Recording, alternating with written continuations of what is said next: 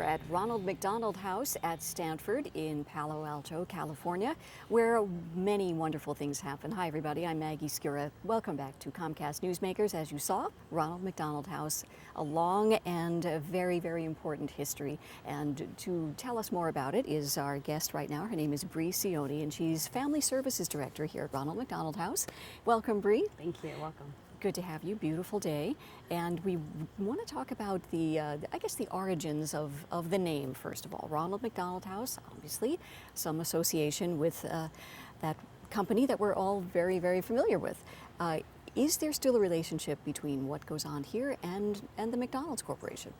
There is. It's a bit complicated, so I'll talk specifically about sort of the relationship and the support from the local owner-operators that we get.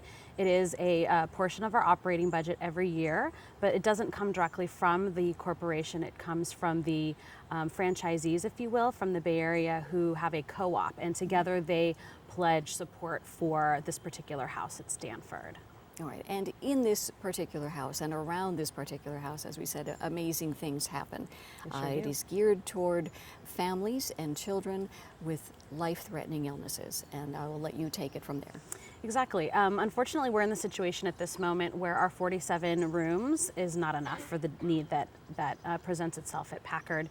And what we try to do here is not only provide a place for them to stay, but also a supportive community. And recognizing that the square footage and the roof line wasn't going to be able to fill the need of all of the families on our wait list, which unfortunately averages between 30 and 50 a night, looking for a place to stay, we really focused on the community support part of that mission.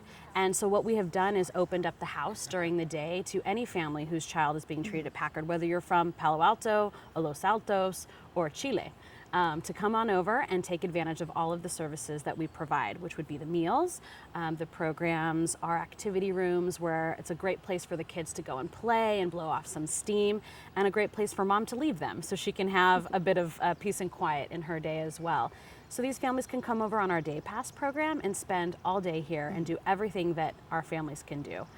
Which has been a great help to them in terms of alleviating some of that burden, both financial and sort of the emotional tax that can be accumulated with being bedside all of the time. The second part of that is our Happy Wheels program, and this is one that we're particularly proud of because it takes a cart over to Packard Children's 4 times a week, completely staffed by volunteers, and visits all of the units, and mostly the parents' bedside, who literally the cafeteria, which is on the second floor, is too far away for them to go. So we bring what we call a slice of the house to them, some comfort, some snacks, of course, and a little bit of entertainment, whether it's games for the little ones, a toy for the sibling in the waiting room, a cup of coffee. You have never in your life seen someone so grateful and appreciative for a cup of coffee. So we've been able to do that with 4 times a week over here at Packard, and that is another way that we're really reaching out to serve the families that we can't house here.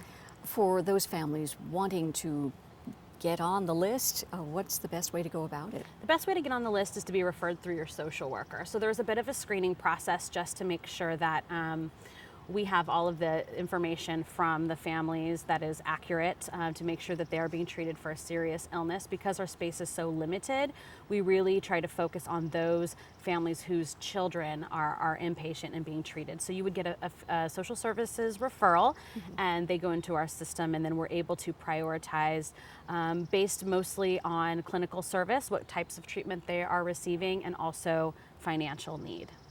All right, well, for more information, of course, we're going to be showing your website. Just get updated folks on everything they do and want to do and how you can help them continue to do it. Thank you so much.